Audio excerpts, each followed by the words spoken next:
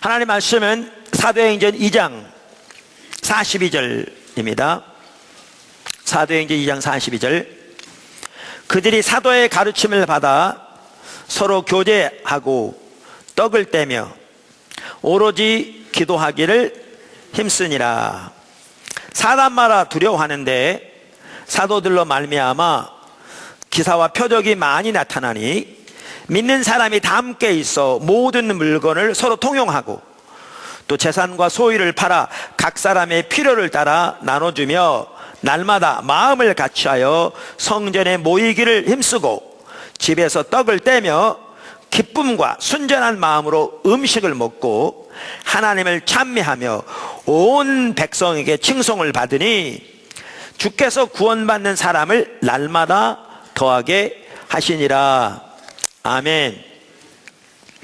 우리가 주일 낮 시간에 제가 쓴 기초성경 공부 2권 하나님을 아는 것에서 자라남, 이 책을 가지고 우리 신앙의 가장 기본적인 것에서 하나하나 살펴가고 있습니다. 여러분은 이 우리 신앙의 가장 기초인 이 삶을 반드시 알아야 할 뿐만 아니라 반드시 살아야 합니다.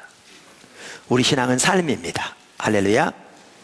한번 따라서 해볼까요? 우리 신앙은 삶이다. 네. 그래서 이렇게 하나하나 이렇게 배워가고 있고요. 우리가 지난 3주간에 걸쳐서 하나님의 얼굴을 구하는 삶에 대해서 우리 신앙의 가장 중요한 필수적인 요소인 하나님의 얼굴을 구하는 삶에 대해 살펴보았습니다. 오늘은 이 책의 6과인 예배에 대해서 오늘부터 이제 살펴보기 원합니다. 우리 신앙에 있어서 가장 중요한 요소 중에 하나가 예배입니다. 예배입니다. 하나님과 친밀한 교제를 위해서도 그렇고요. 그래서 그 예배에 대한 부분을 살펴보기 원하는데, 사실 예배 회복 책이 2권으로 되어 있습니다. 거기에 나와 있는 중에 예배에 대한 가장 중요한 핵심적인 부분을 요약해서 여기에 아무래도 제한되니까 요약해 놓았는데 우리가 잘 배워갈 수 있기를 바랍니다. 첫째, 사실 오늘 설교는요 완전히 즉흥적으로 하는 겁니다. 무슨 말이냐면 그 성령이 인도하신 예배의 한 요소는 즉흥성이라고 그러잖아요. spontaneity. 그런데 제가 원고 다 준비해 왔어요. 오늘 일부 예배 설교를 하는데 전혀 예상치 않은 부분들을 나누게 됐는데 포도나무 교회 정말 중요한 부분들이 나눠지게 되었습니다. 그 자리에 하나님 완전히 압도하신 걸 볼 수 있었고요. 그래서 제가 일부 예배와 진도도 맞춰야 될 뿐만 아니라 이 부분이 우리 지체들의 너무나 중요한 부분이라서 이 시간 나누려고 하는데, 제가 정리해 왔던 게 아니기 때문에 일부 예배 때 나눠진 것만큼 잘 안 나눠질 수 있어요. 그래서 제가 일부 예배도 녹화해 놓으라고 그랬는데 녹화는 되어 있을 겁니다. 질은 안 좋을지 몰라도 그거를 인터넷에 올릴 거니까 2부에 오신 분들은 1부 예배 설교를 꼭 들으십시오. 대부분의 경우에는 1부 예배 온 분들이 2부 예배 설교를 꼭 들으라고 그러는데 오늘은 거꾸로 됐습니다. 2부 예배 오신 분들도 이번에는 1부 예배 설교를 꼭 들으십시오. 최근 들어서 1부 예배의 분위기가 많이 바뀌었고요. 어떨 때는 1부 예배 시간에도 2부 예배보다 더 함께 하실 때도 가끔이지만 있을 때도 있고요. 그래서 오늘 설교는 그렇게 나오게 되었습니다. 첫째, 하나님의 훌륭한 사람들은 모두 예배의 사람들이었습니다. 여러분, 하나님께 드려지는 예배와 우리 신앙은 절대 분리되지 않습니다. 그러니까 예배와 우리의 신앙과 삶은 분리되지 않는다고요. 그래서 하나님과 동행했던 사람들은 예외 없이 예배의 사람들이었습니다. 우리의 모든 것에, 그러니까 우리의 삶, 우리의 사역, 하나님과의 관계 등 이러한 부분에서 우리의 모델이신 예수님을 보아도 명백하게 알 수 있듯이 예수님은 무엇보다 예배의 사람이었습니다. 우리가 사람이라고 표현할 수 있겠죠. 그분은 온전한 인간이자 온전한 하나님이셨으니까요. 예수님은 놔두고라도 여러분 신구약의 하나님의 사람들을 보십시오. 믿음의 조상 아브라함, 그는 무엇보다 예배의 사람이었습니다. 그는 가는 곳마다 제단을 쌓았습니다. 여러분 다윗, 하나님이 직접 말씀하시기를 내 마음에 합한 자라고 표현한 그 다윗, 우리가 지난번에 살펴본 것처럼 다윗은 그의 유일한 인생의 단 하나의 목적이 하나님의 영광을 보는 것이었는데, 그 다윗은 예배의 사람이었습니다. 정말 다윗은 깊은 예배를 드린 사람이었고요, 여러분들이 다윗이 쓴 시편을 보아도 그가 얼마나 예배의 사람이었는가를 금방 볼 수 있습니다. 사무엘, 그는 엘리 시대 자란 사람입니다. 사실 그렇거든요. 사방이 캄캄할수록 작은 불도 빛나게 마련입니다. 하나님이 어두울 때일수록 때로는 하나님의 사람들을 키우십니다. 하나님의 이름을 위하여. 엘리 시대처럼 타락한 그 시대, 그래서 하나님의 심판이 있는 그 시대인데 하나님은 그 시대에 사무엘을 키우고 계셨습니다. 여러분, 사무엘이 엘리 밑에서 자랐습니다. 가끔 성도들을 보면 그런 사람들이 있습니다. 그러니까 목회자를 탓하는 거죠. 목회자들이 문제다. 목회자들이 올바로 지도해야지. 그러니까 우리가 오늘날 이렇게 된 거 아니냐. 그런 분들이 있습니다. 틀린 말은 아닙니다. 가장 큰 책임은 목회자에게 있습니다. 저는 그걸 부인하지 않고요, 저 개인적으로 늘 책임감을 갖습니다. 그런데 예수님께서 이렇게 말씀하셨습니다. 소경이 소경을 인도하면 둘 다 구덩이에 빠진다. 이 얘기는 인도하는 자의 중요한 역할이 강조되어 있는 겁니다. 그래서 야고보서에서도 가르치는 자는 심판이 2배로 있을 것이니 함부로 가르치는 자가 되지 말라, 이렇게 말씀하셨죠. 근데 문제는 그 말 속에는 뭐가 포함되어 있냐면 따르는 사람도 예외는 아니라는 겁니다.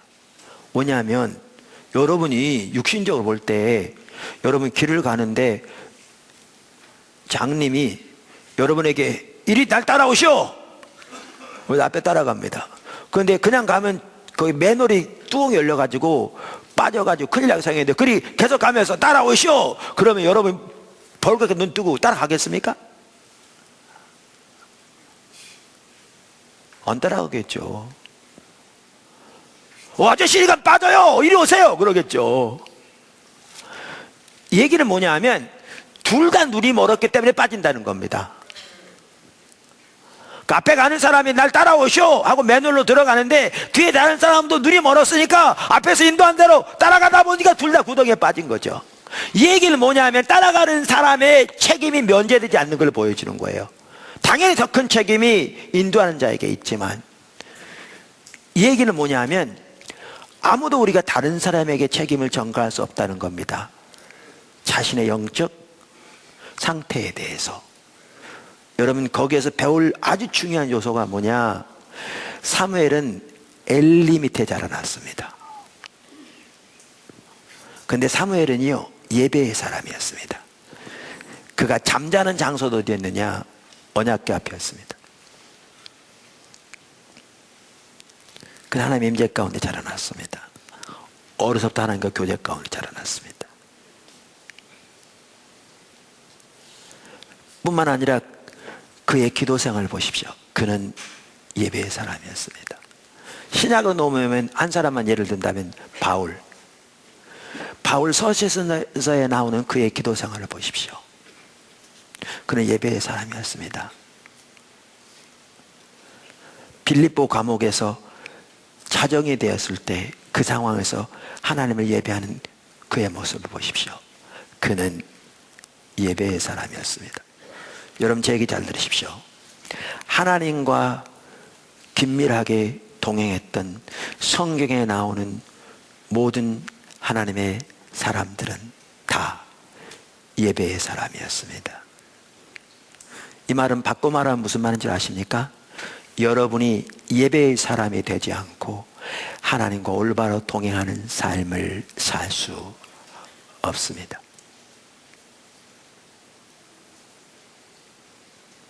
살 수 없습니다.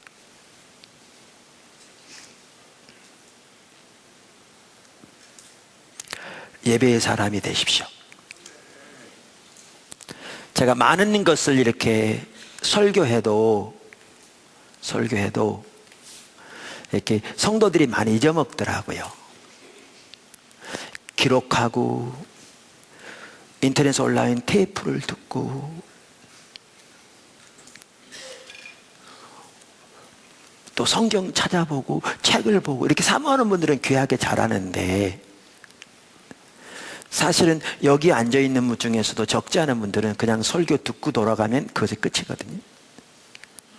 그러면 저문을 나설 때는 설교 시간 했던 내용 거의 다 잊어먹어요.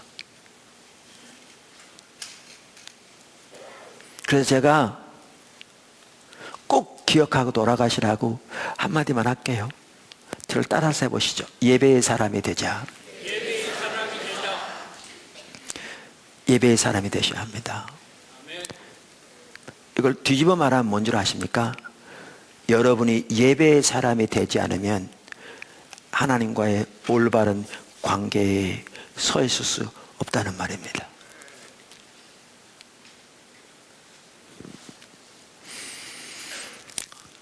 둘째, 교회의 직능 혹은 교회의 기능. 일반적으로 학자들이 교회의 기능, function 혹은 교회의 직능을 네 가지로 말합니다. 학자들이 일반적으로 하는 얘기입니다. 성경의 토대에서. 그러니까 십자가 모양으로 설명하면 쉽습니다. 여러분, 제가 쓴 책에 나와 있습니다만은, 위로는 예배, 아래로는 교육 혹은 양육, 저기 나오네요. 그 다음에 이제 수평적으로 한쪽으로는 뭐죠? 사랑의 교제, 성도들 사이에. 그 다음에 안 믿는 세상을 향한 전도와 섬김. 자, 저 그냥 보지 마시고 여기 보십시오. 자, 위로는 뭐라고요? 예배. 아래로는 양육 혹은 교육. 그 다음에 성도들 사이에는 사랑의 교제, 안 믿는 세상을 향해서 전도와 섬김. 이게 교회의 기능입니다. 그러니까 교회가 감당해야 할 기능입니다. 여러분, 이 사실 아십니까? 건강한 교회일수록 이 네 가지 기능이 다 살아있어야 합니다.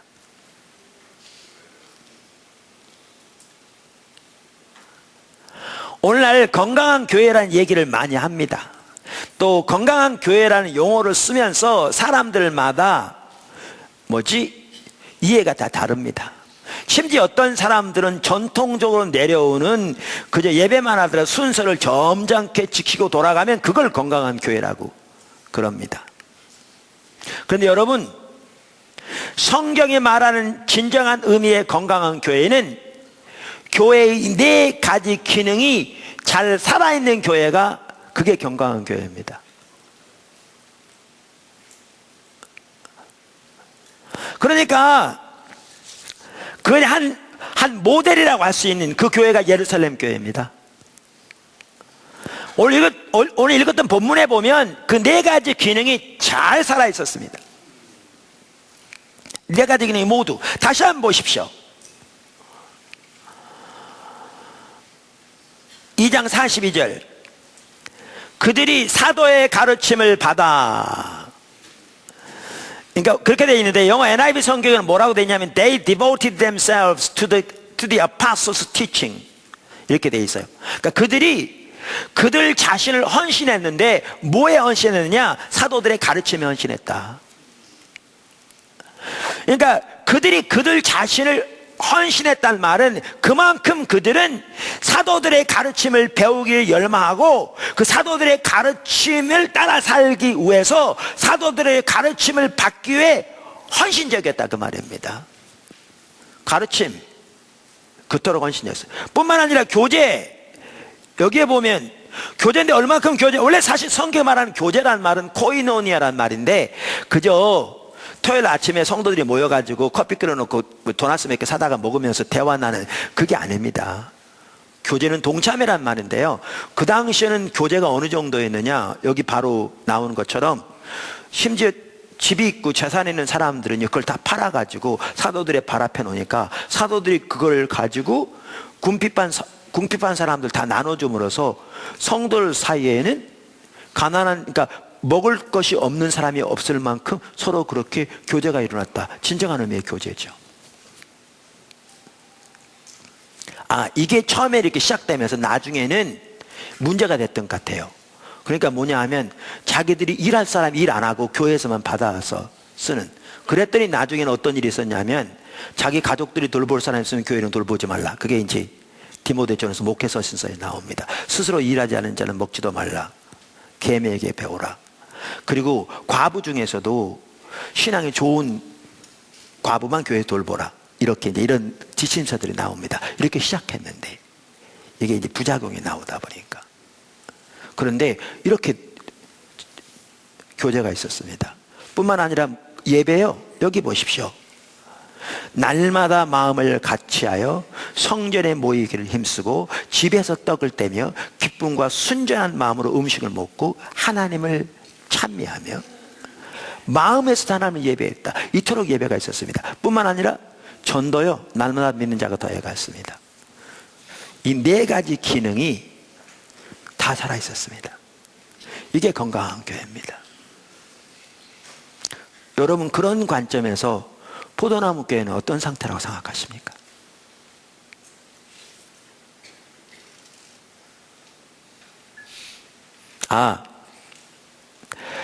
여기 나와 있는 예루살렘 교회를 10으로 말한다면 사실 10은 아닙니다. 왜냐하면 그토록 귀했지만요, 그들은 예루살렘에만 머물러 있었습니다. 그래서 하나님이 핍박을 보내신 건 아니지만, 사탄이 보냈지만 하나님은 그걸 통해서도 역사하시죠. 핍박이 왔을 때 이들이 흩어져 이제 사마리아와 온 유대와 땅끝까지 복음이 증거되는데 쓰임받게 되었죠. 그런데 그 예루살렘을 10이라고 말하고 이런 게 전혀 없는 걸 0이라고 말했을 때 여러분은 지금 포도나무 교회가 어느 정도라고 생각하십니까? 이 네 가지 기능 모두에 있어서.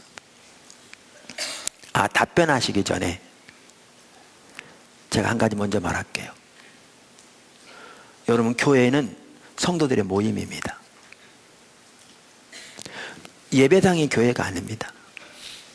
포도나무 교회는 용인에 있어. 그 말은 우리의 모이는 구심점이 용인에 위치하고 있다는 얘기지, 포도나무 교회가 용인에 있는 건 아닙니다. 포도나무 교회는 여러분이 포도나무 교회입니다. 성도들의 모임이 교회거든요. 그럼 이렇습니다. 여러분 한 사람 한 사람의 영적인 상태를 모아놓은 것보다 포도나무 교회의 영적인 상태가 더 나을 수 없습니다. 여러분 한 사람 한 사람의 예배의 수준을 모아놓은 것보다 포도나무 교회의 예배의 수준이 높을 수가 없습니다. 왜? 성도들의 모임이 교회니까. 그러면 여러분 한 사람 한 사람이 에서 이 네 가지 직능이 어떻게 균형 잡히게 나타나고 있는가, 그 레벨이 어느 정도인가, 그거 이상으로 포도나무 교회의 레벨이 높을 수 없습니다. 어떤 사람들은 제가 그렇게 질문하면 아주 비판적으로 말합니다. 자기가 교회인 걸 전혀 인식하지 못하는 거죠. 교회의 레벨은 자기와 옆에 있는 지체들의 레벨에 합한 것보다 더 높을 수 없다는 걸 인식하지 못하는 거죠. 그렇다면 여러분은 지금 예배, 교육, 교제, 섬김과 전도에 있어서 예루살렘 교회를 10으로 생각하고 전혀 그게 없는 걸 0으로 생각한다면 그 레벨이 어느 정도라고 생각하십니까?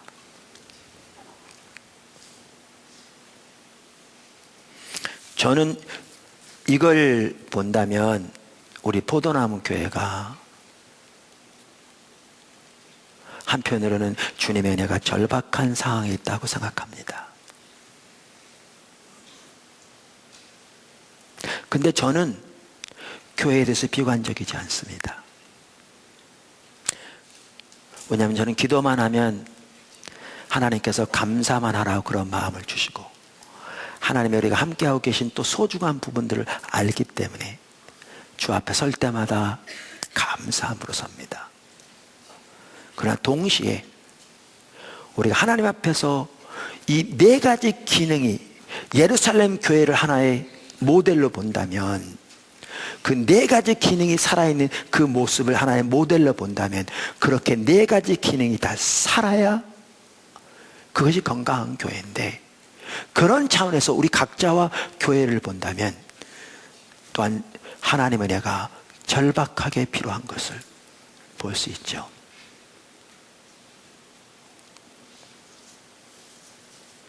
아멘.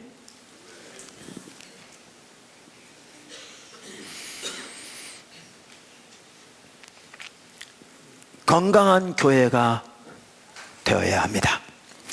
그런데 학자들은 이 네 가지 기능을 말하면서 그 중에서 가장 중요한 기능을 뭐라고 말하냐면 예배라고 말합니다. 그러니까 교회가 건강하게 되기 위해서도 예배가 가장 중요합니다. 왜냐하면 예배를 통해서 하나님과의 만남이 이루어져야 다른 기능을 감당할 영적인 힘도 활력도 하나님의 마음도 하나님의 은혜도 부어지기 때문에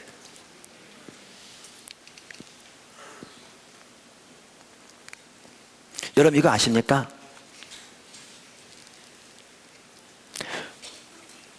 우리의 마음 눈이 열려 우리 아까 찬양할 때 임마누엘 하나님을 찬양했는데요. 예수 그리스도 모든 것의 창조주 되시며 영원히 거룩하신 우리와는 근본적으로 구별된 초월적인 하나님이신 동시에 우리와 늘 함께 하시며 심지어 성령을 통해 우리 안에 계시는 임마누엘 하나님을 우리가 깨닫게 된다. 여러분 그러면요 여러분이 환경을 보는 눈 예를 들면 확 달라질 겁니다.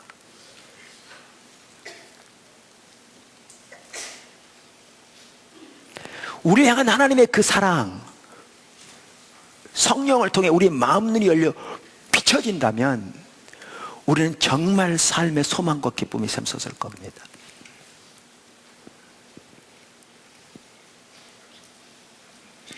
살아야 할 이유를 발견할 것이고 삶의 목표를 발견할 겁니다.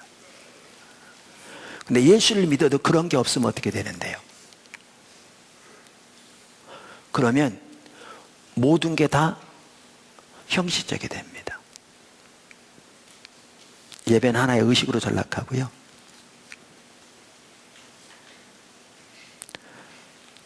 그렇죠. 봉사요? 의무감에서 하게 됩니다. 부담되죠. 헌금? 시험 듭니다. 목사가 매사 헌금 얘기 많이 해요.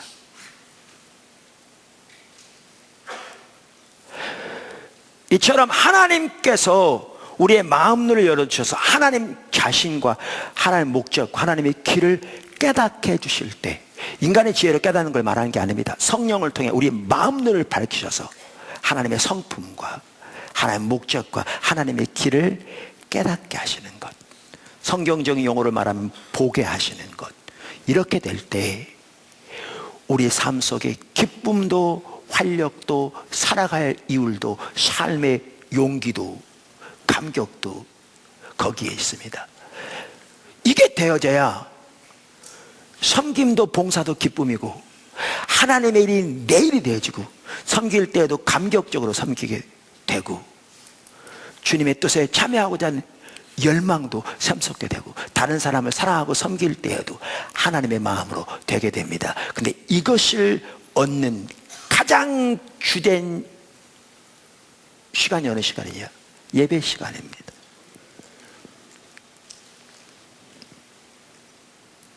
여기서 말하는 예배는 이런 공적인 예배만을 말하는 게 아닙니다.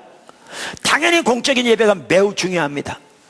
여기서 말하는 예배는 공적인 예배뿐만 아니라 개인적인 예배를 말합니다. 중보기도도 예배고, 기도도 예배고, 찬양과 경배도 예배고, 하나님과의 단둘이 만나면 시간을 통해 하나님 말씀 앞에 서서 하나님을 찾는 것도 예배고, 이게 다 예배입니다. 이 예배가 가장 중요한 요소입니다. 왜? 이 예배를 통해 하나님과의 만남이 이루어져야 다른 모든 기능들이 비로소 가능합니다.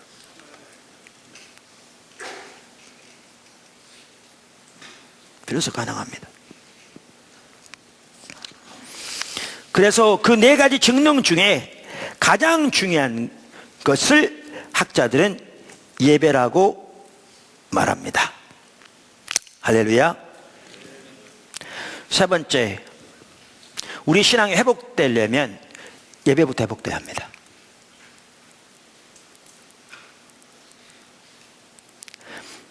그러니까 우리 신앙과 예배는 분리되지 않거든요. 그러니까 신앙이 타락하면 예배가 타락하고요, 신앙이 회복되려면 예배부터 회복돼야 합니다. 예배부터 회복돼야 합니다. 여러분, 구약 성경만 보더라도 그 왕들 중에 그 시대, 정말 어둠의 시대에서 하나님의 부흥이 많은, 그래서 그 세대가 구원받는 그러한 세대로 돌이킨 왕이 세 왕이 있거든요. 대표적으로. 그러니까 아사왕, 그 다음에 요시야, 히스기야. 근데 세 왕 모두 보시면요, 그들이 회복을 시작할 때 가장 먼저 성전부터 깨끗했습니다. 왜? 그만큼 예배 회복이 다른 모든 것의 회복의 핵심입니다. 저는 지금 아까 제가 뭐라고 그랬냐면, 이렇게 네 가지 기능이 다 살아야 그 교회가 건강한 교회다. 각자 성도의 네 가지 기능이 살아있는 만큼 그 합한 것보다 교회의 건강성은 더 좋을 수 없다 그랬는데, 저는 우리들이 그 부분에 있어서 아까 하나님이 내가 절박하게 필요한 상황이 있다 이렇게 말씀드렸는데, 그 뭐부터 시작해야 되는 줄 아십니까? 예배부터 시작해야 돼야 합니다. 예배부터. 그러니까 하나님 관점에서의 참다운 예배가 드려지기 시작해야 합니다. 그래야 회복이 가능합니다. 회복이 가능합니다.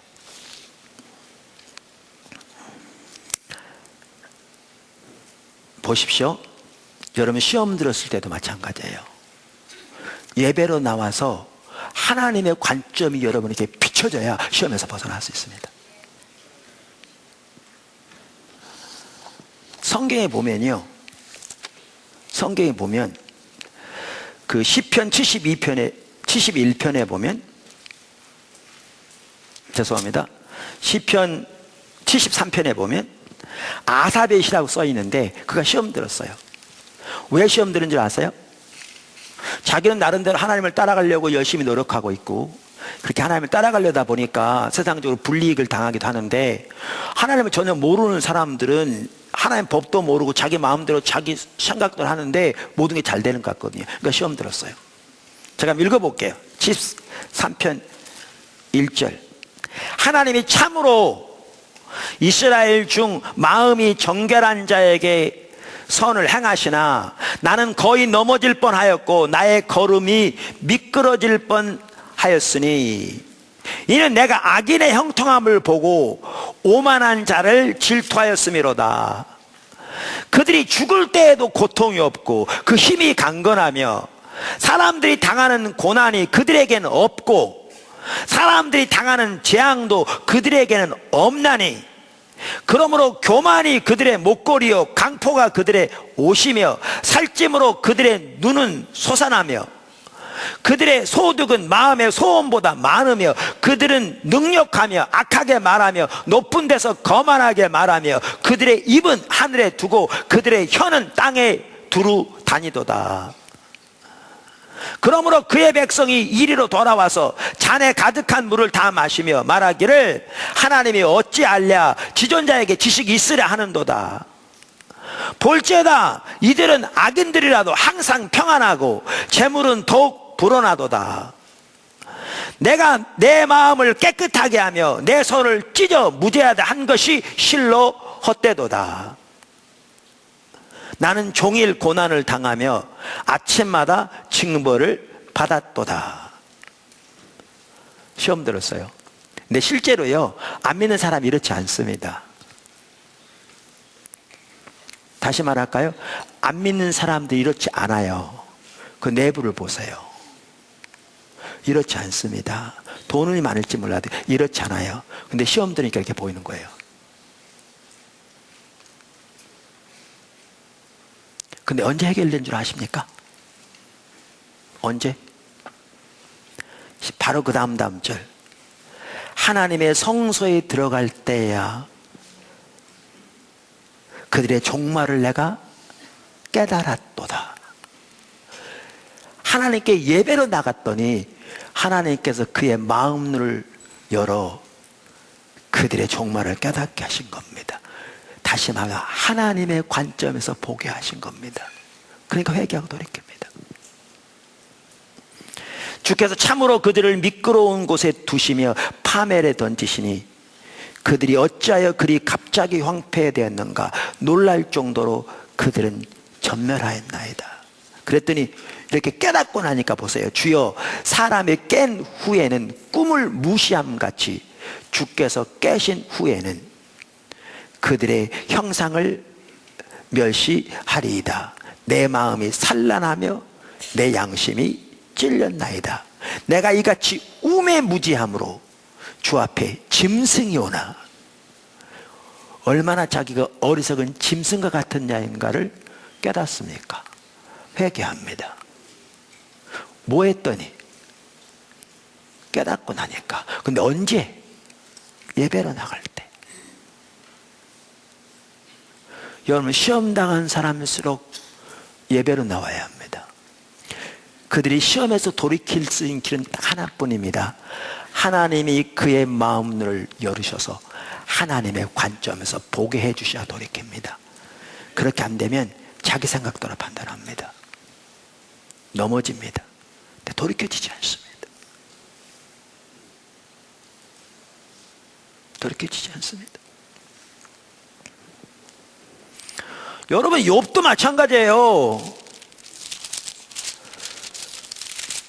하나님께 말씀하시기를 세상의 의인이라 그와 같은 사람이 없다고 말했잖아요.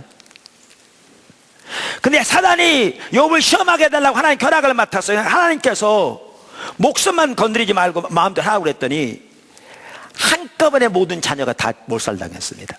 여러분, 병으로 앓다가 세상을 떠나도 너무너무 힘들거든요. 자녀가 세상을 떠난다는 것은. 그런 표현이 있잖아요. 부모의 마음에 묻는다고. 근데 앓다가 간 것도 사고로 세상을 떠났다. 가까운 데 계신 우리 아는 목사님, 갑자기 그 큰아들이 어렸을 때 사고로 세상을 떠났거든요. 그분 표현이 그러더라고요. 자기의 몸의 모든 수분이 다 눈물로 빠져나가야 울음이 그칠 것 같더래요. 그분 표현이. 근데 욥은 한꺼번에 그것도 사고로 모든 자녀를 다 잃었어요. 상상할 수 없는 내용이죠. 그것뿐만 아니에요. 전 재산을 한꺼번에 다 탈취당했어요. 그것뿐만 아니고요. 온몸이 병들어 고름이 질질 흘렀어요. 그랬더니 아내까지도 저주하고 떠났어요. 이게 욥입니다.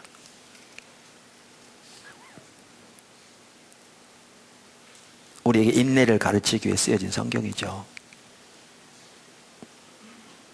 근데요, 더 힘든 게 있었어요.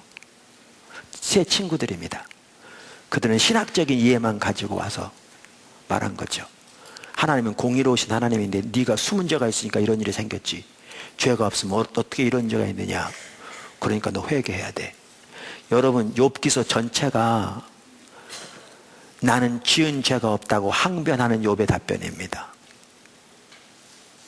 그리고 하나님께 불평합니다. 나는 이런 일을 당할 죄를 짓지 않았다.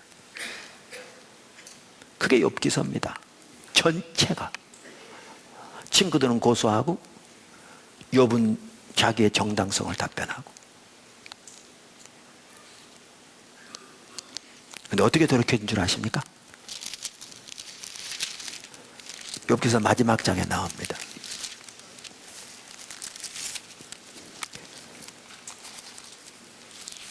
다시 말하면 하나님께서 그의 마음눈을 열으셔서 깨닫게 하신 겁니다. 하나님의 영광을 보게 하신 겁니다. 하나님의 자비와 사랑을 깨닫게 하신 겁니다. 하나님의 주권적인 통치를 깨닫게 하신 겁니다. 42장 욥이 여호와께 대답하여 이르되 주께서는 못할 일이 없사오니 무슨 계획이든지 뭔 일을 칠 것이 없는 줄 아오니 무지할 말로 이치를 가리는 자가 누구니오니까 나는 깨닫지도 못한 일을 말하였고 스스로 알 수도 없고 헤아리기도 어려운 말을 말하였나이다. 내가 말하겠사오니 주는 들으시고 내가 주께 묻겠사오니 주여 내게 알게 하옵소서. 내가 주께 대하여 귀로 듣기만 하였사오나 이제 눈으로 주를 보나이다. 주의 영광을 보았다니까요. 그러므로 내가 스스로 거두어드리고 티끌과 재 가운데서 회개하나이다. 여러분, 비춰지지 않으면요, 다른 사람 보기에는 다 옳지 않은 가운데 있으면서도 자기의 정당성만 고집하고 돌이키지 않아요. 근데 욥은 그런 사람이 아니었어요. 욥은 옳은 사람이었어요. 하나님도 인정할 만큼 그의 잘못 때문에 이렇게 닥친 게 아니었어요. 친구들이 잘못됐었어요. 그런 상황인데도 하나님의 영광을 보니까 이치도 깨닫지도 못한 말을 여태까지 시끄럽다고 그 모든 것을 거두어 드린다고 제 가운데 앉아 회개한 역사가 있잖아요.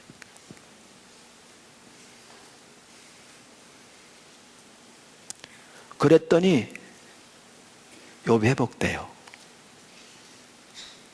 그리고 다 회복시키세요. 자녀 다시 주시고요, 아내 다시 주시고요, 모든 것은 다 다시 주시고요.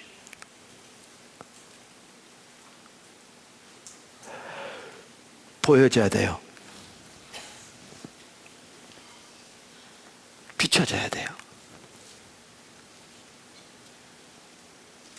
성령님에 의해 마음눈이 밝혀져 깨달아져야 돼요. 근데 이 일이 가장 많이 일어나는 때가 언제냐? 예배예요.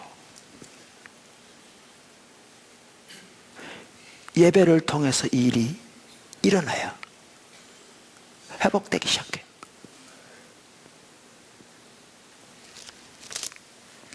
여러분이 죄를 처리하는 것을 배우지 못하면요, 올바른 신앙생활을 못합니다.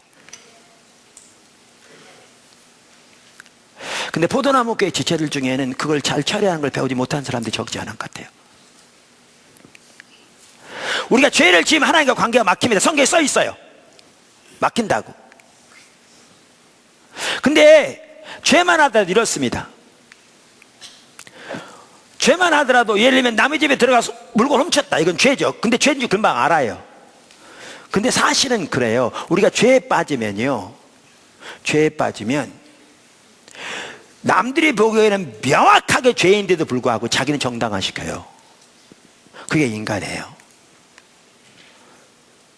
그러니까 예를 들면 안에 있는 남자가 다른 여자와 같이 간음을 하는 현장에서 붙잡혔어도 아브라함은 아내가 4명인데 뭔 소리냐? 이렇게 항변한다니까요. 우리가 죄에 빠지면 그렇게 정당화시켜요, 자기를. 근데 그런 것만 죄가 아니고요, 성경에는 그런 죄 못지않게 관계의 죄, 마음의 죄도 죄예요. 성경은 형제를 바보라 미워하면 살인한 거라고 그랬잖아요. 살인과와 같다. 여인을 보고도 음욕을 품으면 간음한 거와 같다고 그랬잖아요. 예를 들면 여러분 어떤 사람 볼 때 꼴보기 싫어, 난 저 사람 보기 싫어, 난 저 사람과 같이 있는 게 싫어, 나는 그 사람과 교회에 있는 자체가 나는 싫어, 저 사람 교회 안 때문에 내가 떠날 거야. 이게 심각하게 병들어 있는 겁니다. 잘못되어 있는 겁니다. 성경에는 뭐라고 되어 있냐면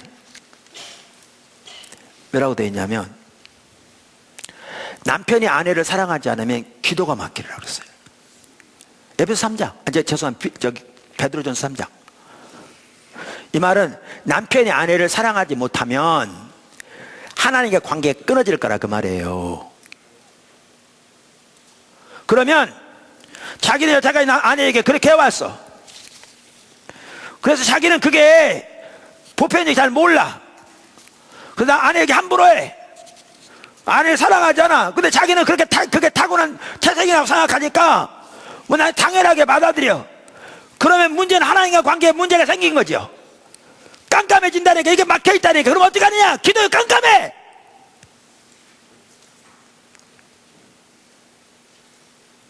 기도에도 깜깜해. 예배에도 깜깜해. 졸리기만 해. 죄의 문제가 있는 거거든요. 근데 심각한 게 뭐냐면 이걸 해결할 줄 알아야 되는데 적지 않은 사람도 해결할 줄 몰라요. 이걸 해결 안 하면 어떻게 되는 줄 아십니까? 이제 하나님과 관계 돼 있으니까 말라 죽어가요. 꽃 예쁜 것 같지만 꺾어놓으면 말라 죽어가듯이 나무 꺾어놓으면 말라 죽어가. 그럼 어떻게 되느냐? 신앙의 기쁨이 사라지고요. 모든 것이 의무적이 되고요. 신앙생활도. 예배의 감격이 사라지고요. 하나님의 말씀 들어도 와닿지도 않고요. 깨달아지지 않고요. 모든 게 부담스러워지고요. 사람을 대하는 게 거칠해지고요. 이렇게 돼. 그러면 그거 해결 안 하면 점점 더 시험 들죠. 더 죽어가죠. 그런데 나중에는 아까도 말한 대로 섬기는 것도 이제 부담스럽고 헌금 얘기만 나와도 무슨 시험 들고 그렇게 하다가 나중에는 심지어 교회 떠나는 사람도 있어요. 심각한 게 뭐냐 하면 죄를 처리 못하는 거죠.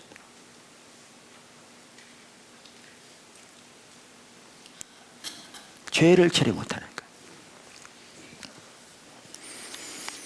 제 아내가 한 번은 그러더라고요. 저는 성경을 가지고 말하는데 제 아내 예를 들은 겁니다.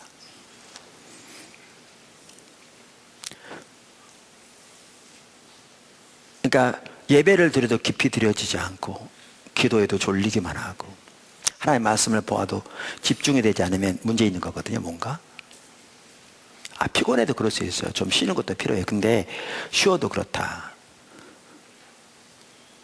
어쩌다 하면 그럴 수 있어요. 인간은 항상 완벽하지 않으니까. 근데 그게 반복되어진다. 문제 있는 거거든요. 이게 막이 꼈다는 거예요. 다뤄질 죄가 있다는 거예요. 근데 이렇게 되면 제 아내는 3가지 가지고 해결한대요. 3가지. 성경을 뒷받침할 수 있어요. 그래서 제가 말씀드리는 거예요.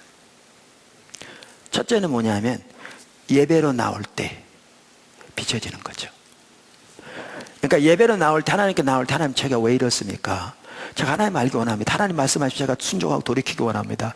하나님 제가 알지 못하는 하나님 앞에 잘못된 게 뭡니까? 라고 집중적으로 주님을 찾으면 그래서 어떨 땐 뭐 중보기도실에 가서 2시간 앉아있기도 하고 어떨 땐 4시간 앉아있기도 하고 그런다고 주님을 찾으면 깨닫게 하세요. 상대방의 잘못됐던 태도와 행실 자기도 모르는 사이에 상대방 판단하고 비판한 것들 등등 목회자에 대해서 올바르지 못한 자세와 태도를 가진 것들 자기중심적인 태도와 자세로 다른 사람을 비방한 것들 등등 그런 게 사실 다루지 많지 않지만 그럴 때도 이렇게 돼요. 그걸 깨닫게 하시는 거죠. 그러면 돌이킴 회복돼요. 근데 그것도 안 되면 언제 되느냐 설교 시간에 말씀을 듣는데 정확하게 자기 죄가 드러난대요. 성령께서 마음눈을 열어서 하나님의 기준을 보이시고 그 앞에 비춰진 자기의 모습을 보게 하시는 거죠. 예를 들면 내가 오늘 제가 뭐라고 말씀드렸냐면 교회의 기능은 4가지가 있다. 성경에 보면 위로는 예배요 아래는 양육 교육이요 믿는 성도 수평적으로 믿는 성도들 사이에는 사랑의 교제요 안민의 세상에서는 전도와 섬김이다. 이 4개가 다 잘 살아있어야 그게 건강한 교회요 건강한 신앙이다. 하나의 본보기를 우리는 예루살렘 교회에서 볼 수 있다. 예루살렘 교회에서는 이것이 매우 잘 살아있었다. 그래서 그 교회가 건강한 교회다. 거긴 성령에서도 매우 강력하게 나타났다. 이렇게 말씀드렸어요. 하나님이 여러분에게 역사하셨으면요 그게 딱 보여지면서 자기 모습이 보여질 겁니다. 성령께서 역사하셨으면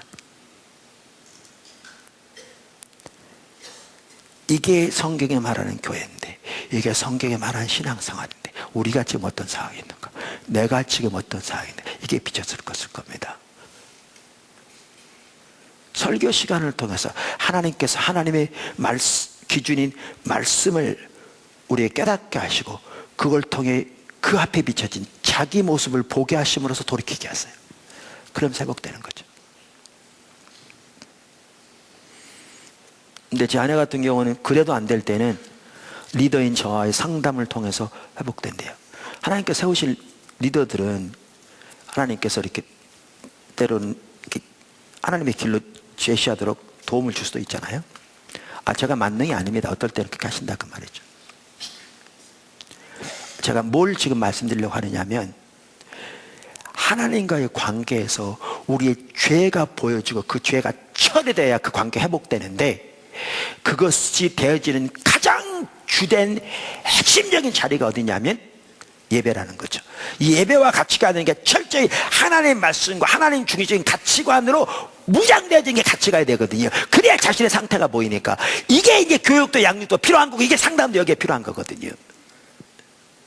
이게. 근데 오늘날 적지 않은 성도들은, 심지어 포도나무 교회 성도들만 하더라도 적지 않은 성도들은 하나님과의 관계가 막혀 있는데, 쉽게 말하면 죄가 처리돼야 하는데 그 죄를 처리하는 것을 배우지 못했다고 말이죠.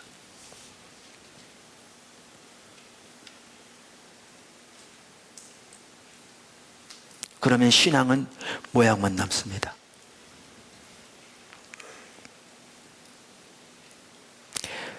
예배를 통해서, 그러니까 우리가 우리의 죄를 처리하는 데 있어서도 가장 중요한 핵심이 뭐냐?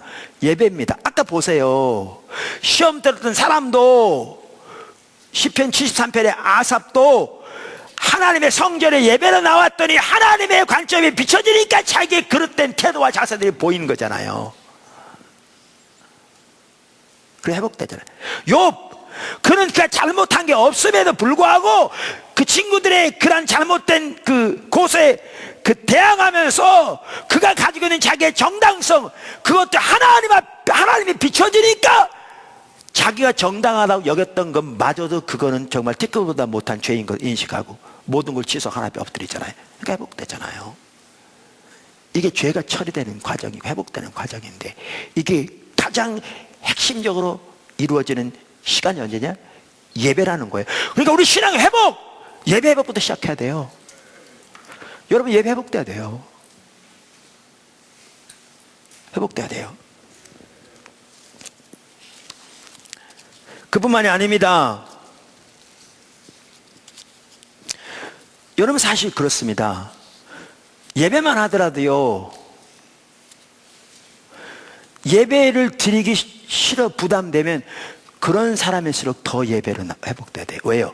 이제 상태가 정말 심각하거든요.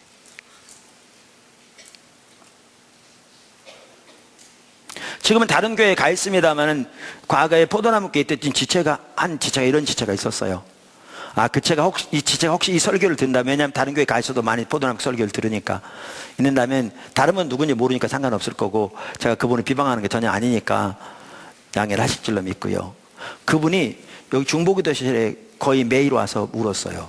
왜요? 자기 자녀가 말을 안 들어. 머리가 커가지고 말도 안 듣고요. 자기 마음대로 해. 그리고 이렇게 고면하면 이제 막 거의 대들다시피 하고요. 이제 막 자기 마음대로 어떻게 해버렸다고 그러니까 부모가 겁나서 어떻게 하지도 못하고요. 그래요. 그러니까 맨날 와서 울고 있어요. 어떻게 했으면 좋겠냐고. 뭐 기도해달라고 그러고. 근데 그분이 그 자녀가 중학교, 고등학교 때 우리 지금 NWWC라고 그러죠. 워십 캠프. 그러니까 중고등부 연합수련회라고 그때 말했을 때 거기에 안 보냈어요. 왜 안 보낸 줄 아세요? 인격을 존중하느라고. 애가 가기 싫다고 그러니까. 퍽이나 인격을 존중한 거죠. 아니, 다른 일에도 그렇게 인격을 존중했으면.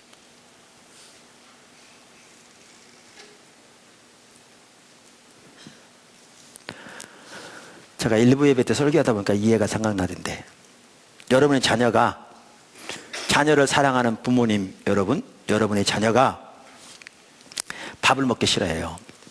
그리고 사탕만 먹어. 그래가지고 당뇨병에 걸렸어. 영양실조에다가.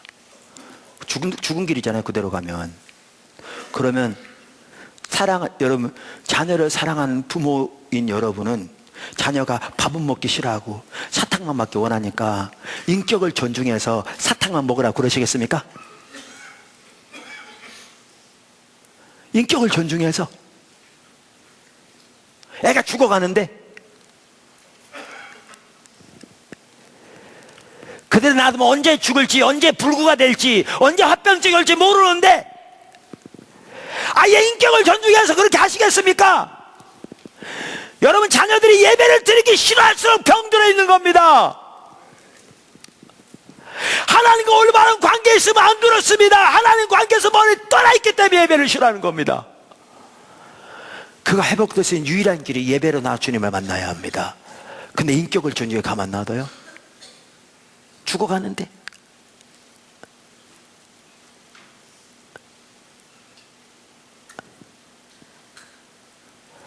그렇게 가만 놔뒀다가 이제는 머리가 커져서 부모의 말 안 들으니까 그때 와서 울고불고 기도하고 무슨 소용이 있습니까? 진정했어야지.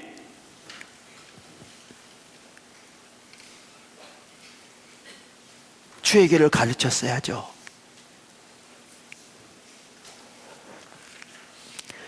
예배가 싫은 사람일수록 심각하게 병들어 있는 겁니다. 그런 사람일수록 예배를 회복해야 합니다. 그래야 신앙 회복됩니다.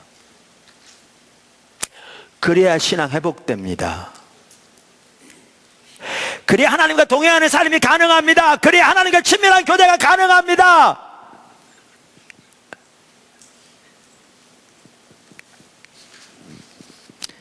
예배부터 회복돼야 됩니다.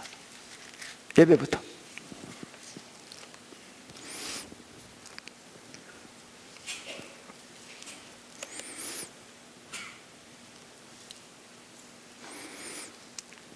여러분, 아까 제가 환경에 대해 잠깐 언급한 적이 있는데요, 환경에 있어서도 하나님께로부터 들어야, 반드시 귀로 듣는 무슨 음성을 말하는 게 아니고요, 하나님께서 우리의 마음문을 열어서서 깨닫게 해주셔야, 하나님의 관점을 보여주셔야 환경에 대한 올바른 태도로 반응할 수 있습니다. 그래서 하나님을 경험하는 삶의 저자인 헨리 블랙가비 목사님은 하나님께로부터 듣기 전까지는 환경을 통한 하나님의 뜻을 전혀 깨달을 수 없다, 이렇게 말합니다. 정확한 말입니다. 제가 일부 예배 시간에 나누면서 그 얘기를 했거든요. 제가 앞에 나와서 기도할 때 오늘도 그랬듯이 이렇게 하나님의 그 거룩하심, 자비하심, 그분의 사랑에 감사하고 감격하고 그렇게 기도하거든요. 제가 물었어요. 아니 근데 끝날 기도를 하는데 그걸 딱 비추셔서 제가 잠깐 눈 뜨라고 그러면서 얘기했어요. 아까 시작할 때도 그렇게 기도하고 지금 이제 그렇게 기도하는데 내가 왜 이렇게 기도한다고 생각하냐? 분위기를 바꿔보려고 그렇게 기도한다고 생각하냐? 오늘 일부의 분위기도 하나님 참 함께 하셨어요. 그럼 왜 저는 그렇게 기도한 줄 아세요? 여기 서면 그렇게 주님의 사랑이 보여요. 주님의 그 위대하심이, 자비하심이, 긍휼하심이. 제가 말씀드렸잖아요. 예루살렘 교회에 비춰볼 때 여러분, 우리 교회가 어떠한 상태인가는 이웃 교회하고 비교해서 볼 게 아니라고요. 로이드 존스 목사님도 그 얘기했죠. 우리 가운데 귀한 일들 많아요. 근데 그게 기준이 아니에요. 예루살렘 교회와 우리를 비교해 보세요. 네 가지 기능이 어떻게 역사하고 있는지 그 관점에서 예루살렘 교회와 우리를 비교해 보세요. 우리요, 절박한 하나님의 은혜 가운데 있습니다. 은혜가 필요한 가운데 있습니다. 근데 제가 하나님이 여전히 우리 가운데 함께하고 계시고 그 임마누엘 하나님 우리 가운데 동행하고 계시며 하나님께서 선한 일을 이루시고 계시고 이루실 것을 주님이 깨닫게 하시고 그 자비와 사랑을 알게 하시기에 감사함으로 나가는데요, 절박한 기도한 동시에 요게 안 보여지면 제가 인간적으로 반응해서 안 보이면만 지적하고 안 보이면만 이렇게 하면 교회는 어떻게 되겠습니까?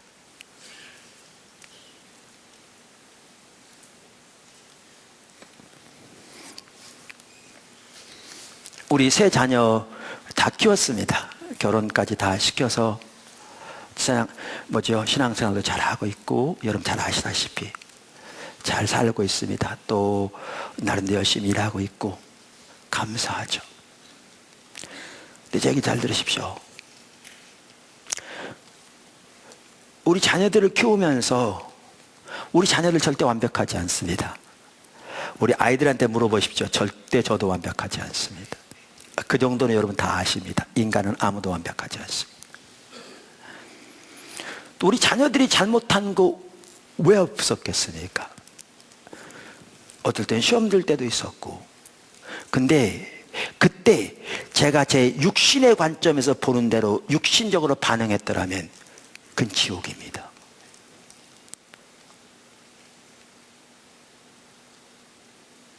육신의 열매는 사망입니다. 근데 하나님 그렇게 하지 않으셨습니다.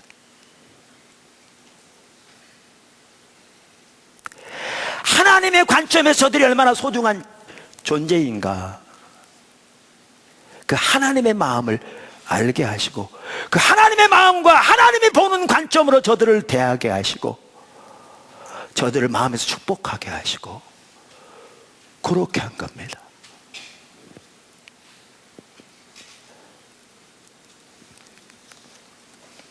어제 제가 결혼식에 다녀왔습니다. 지난주 주보에 나간 것처럼 우리 교회 지체에 큰딸이 결혼해서 그 신랑 쪽에서 그 모든 그 순서를 주관해서 해서 그 신랑 부모님이 나가는 교회, 아마 그 신랑도 그 교회에 나가는 것 같습니다. 교회에서 모여서 그 목사님 와서 주례하시고요. 저는 안 가도 되는데 그 신랑 어머님이 특별히 그 신부 어머님하고 신부에게까지 전화를 여러 차례 해서 저에게 반드시 와서 축도를 해달라고 그렇게 강력하게 압력을 넣어서 우리 성도님이 전화를 하셨더라고요. 이러는데 어떻게 했으면 좋겠냐고 나한테. 그래서 또 목사가 안 가면 안 될 것 같아서 가서 축도하고 왔습니다. 근데 가보니까 저는 이제 기도 시간에 저를 하라고 그런 줄 알았더니 축도회를 넣었더라고요. 이제 축도 바로 전에 축가가 있었어요. 근데 축가하는 그 팀들이 그 신부가 한동대에 나온 것 같고, 거기에서 이제 총학생회 아마 임원으로 일했던 것 같아요. 들으니까 그때 임원들이 와서 축가를 부르는 거예요. 근데 요즘 이제 젊은이들은 이제 좀 재치 있고 센스 있는 걸 하잖아요. 그런 차원에서 했는데 그 가사가 뭐였냐면, 미소를 잘 기억해도 앞으로는 웃을 일이 없을 거니까 뭐 이렇게 나오더라고요.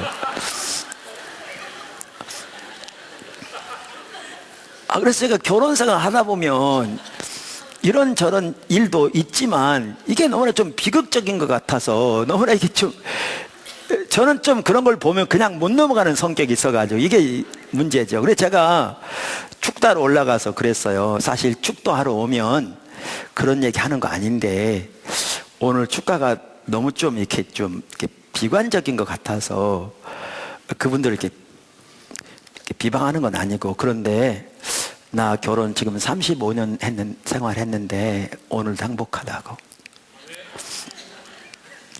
아내는 나한테 천국 가서도 같은 집에 살자고 자꾸 얘기한다고. 우리가 하나님 중심적으로 살면 행복하다고. 근데 여러분 이렇습니다. 제가 그 결혼식에 갔는데 이제 오후 1시라 식사를 먼저 하고 가서 이제 인사하고 식사하고 들어가려고 식사하는데 맞은편에 어떤 분이 얘기를 나누는 거예요. 예수 믿는 분인지 안 믿는 분인지는 모르겠지만 양가가 다 예수 믿는 가정이고 두 신랑 신부가 다 예수 믿는 분이기 때문에, 물론 이제 그 신부의 아버님의 직장에서 했지만, 그러니까 남자들이 주로 많이 왔더라고요. 근데 이제 여자들이 온 분들은 되게 가족들 이렇게 아는 분들 같은데, 믿는 분일 수도 있어요. 근데 안 믿는 분인지도 있을 수도 있고, 근데 알 수는 없는데, 의도한 건 아니지만 제가 앉아있는데 그분이 그러더라고요. 자기는 시자만 들어가면 이가 갈리도록, 이가 갈린단 말 안 했는데 그런 표현이에요. 싫어서 자기는 시금치도 안 먹는다고. 이게 저주입니다. 근데 제 얘기 잘 들으십시오. 예수를 믿어도 상대방에 대한 것, 남편이 아내에 대해서, 아내가 남편에 대해서, 부모가 자식에 대해서, 자식이 부모에 대해서 하나님의 관점에서 상대방을 보고 하나님의 그 마음으로 대하지 않으면, 그 보여지는 것에 대한 육신적인 관점에서 육신적으로 반응하면 나타나는 열매는 사망입니다.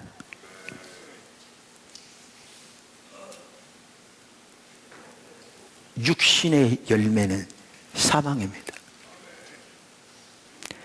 아무리 예수를 믿어도, 아무리 교회 중직자 가정이라도, 아니 심지어 목회자 가정이라도 상대방에 대한 하나님의 관점을 알지 못하고 하나님의 관점에서 하나님의 마음으로 접근하지 못하며 육신적으로 반응하면 그 관계는 사망입니다.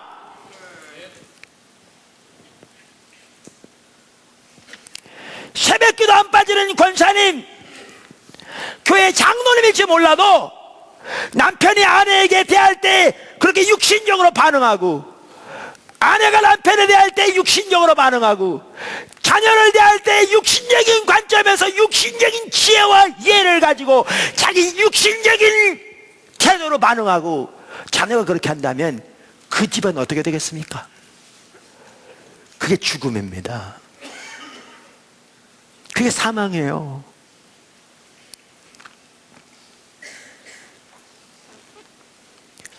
그게 죽음이고 그게 사망이니까요. 그렇게 되면 예수를 믿어도 십자가 듣기도 싫어서 시금치도 먹기 싫다는 말이 나올 수 있고요. 그 형제들이 물론 그렇게 한 건 아니지만, 또 그분도 예수 믿는지 모르겠지만 얼마든지 그럴 수 있고요.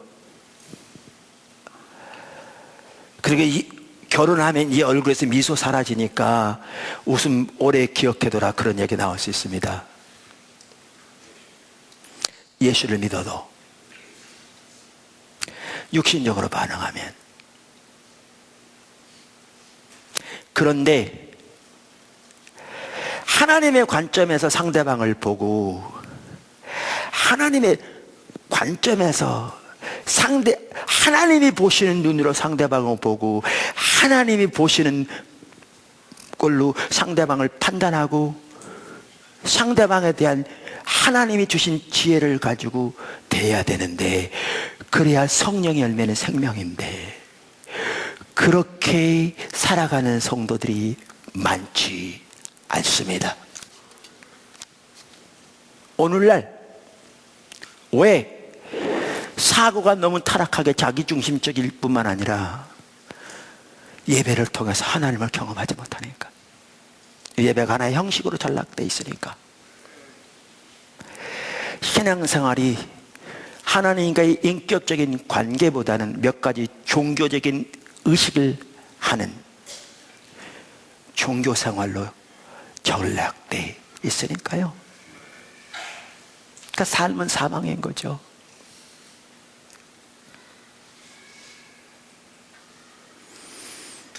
그래서 과거에는 그런 청년도 있었어요.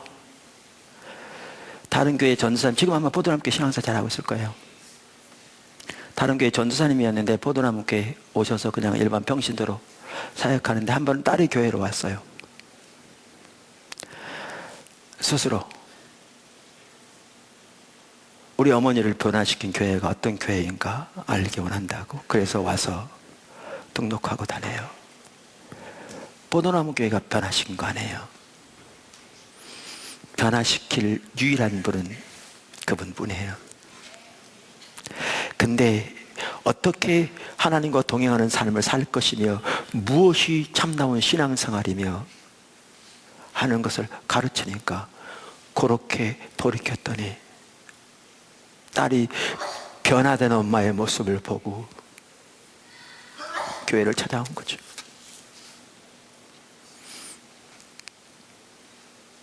지금 신앙생활 잘하고 있어요. 제가 알기로는. 예배요, 예배 회복부터 있어야 다른 회복이 가능합니다. 성경이 말하는 진정한 예배를 말합니다. 그 부분 잘 살펴볼 겁니다.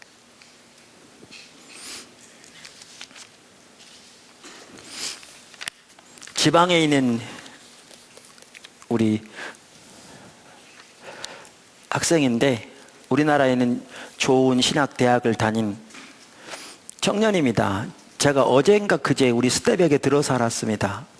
제가 다 모든 사람을 모르니까, 특별히 청년부 같은 게 더욱더 모르니까. 근데 그 청년이 포도나무교에 왔는데 그 어머님이 우리를 잘 알아서 꼭 그 교회에 가라고 해서, 그가 다니는 신학대학은 교단이 다른데도 불구하고 여기 왔다고 그러더라고요. 근데 포도나무교에 와서 처음에 시험 들었대요. 여기 있는지 모르겠어요. 저는 누군지 모르니까 괜찮아요. 시험 들었대요. 왜 시험 들었냐? 포도나무교회는 다 그렇게 하나님과의 관계에서 매우 성숙할 줄 알았는데 전혀 그렇지 못하더라. 전혀 그렇지 못한다는 게 아니라 그렇지 못한 경우가 많더라. 세상에 완벽한 교회는 없습니다. 완벽한 교회가 있다면 여러분이 거기에 속할 자격이 없습니다. 여러분 중에 아무도 완벽하지 않으니까. 근데 내 얘기는 그겁니다.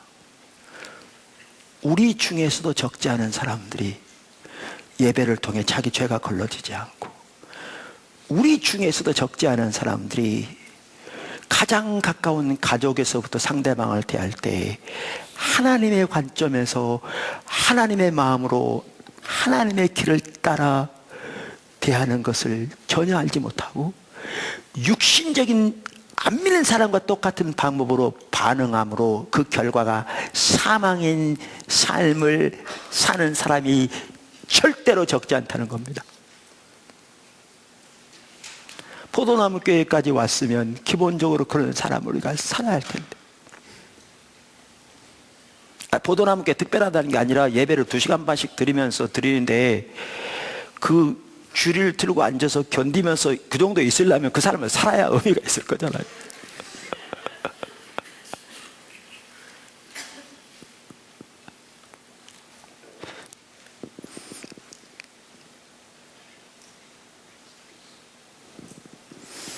그래서 우리는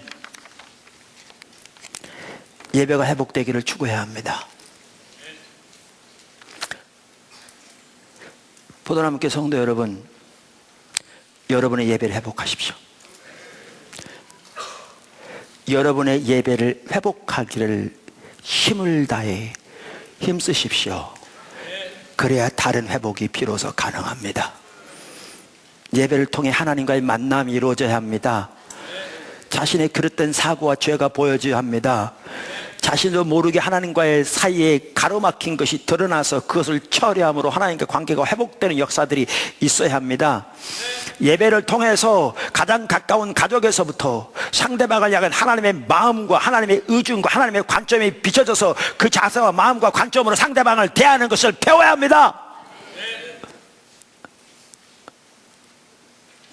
제가 말씀드렸잖아요. 포도나무 교회 귀한 부분 많고 비교해 보면 뛰어난 부분도 많지만 비교해서 또 못한 부분도 많습니다. 다 교회마다 다르니까. 그렇지만 하나님의 관점에서 우리가 성경에 나오는 하나님의 의도하신 교회에 비하면 우리요 정말 은혜가 절박하다니까요. 그리고 어떨 때는 우리의 지금 하나님과의 관계에서 죄도 처리 안 되는 경우가 많다 보니까 나눈 것처럼 우리에게 배우고자 하는 자세도 너무나 이렇게 시들었고 정말 우리 가운데 어떻게 우리가 이런 상태까지 와 있나라고 생각되는 부분들도 적지 않다니까요. 때로는 리더들 중에서도, 때로는 저의 모습에서도. 근데 그런데도 하나님께서는 왜 제가 감사한 줄 아십니까? 늘. 그리고 포도나무교회가 세워진 지 20년이 됐는데요, 지금까지 오도록 하나님의 교회에 대해서 불편한 마음을 갖거나 어떤 개개인의 성도들에 대해서 불편한 마음을 가진 적이 10번도 안 될 겁니다. 스쳐 지나간 생각들이 있었겠죠. 그리고 그때마다 곧바로 돌이키게 하셨습니다. 왜 그런 줄 아십니까? 교회를 향한 하나님의 마음을 알게 하세요. 교회가 하나님께 얼마나 소중한지. 예수님의 피로 값주고 사신 하나님의 교회, 그 한 사람 한 사람이 얼마나 소중한 하나님의 백성인지 하나님의 관점에서 보아야 하나님의 관점으로 반응할 수 있습니다. 저도 하나님의 관점이 안 보이면 육신적으로 곧바로 반응합니다. 그리고 결과는 사망입니다.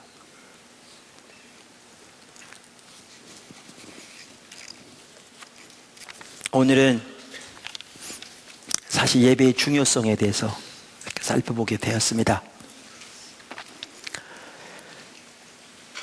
우리의 모든 신앙의 가장 핵심은 예배다. 하나님을 아는 데 있어서도, 하나님과 친밀한 교제를 위해서도, 하나님과 동행하는 삶을 위해서도, 그리고 우리의 신앙의 삶이, 교회가 회복되는 첫 단추도 예배 회복부터 시작된다 라는 부분들을 이렇게 보았습니다. 여러분 돌아가시면서 꼭 이 마음이 여러분 속에 있었으면 좋겠습니다. 나의 예배를 회복해야 되겠다. 나의 예배를 회복해야 되겠다. 그렇게 되기를 주님의 이름으로 축원합니다. 기도하겠습니다.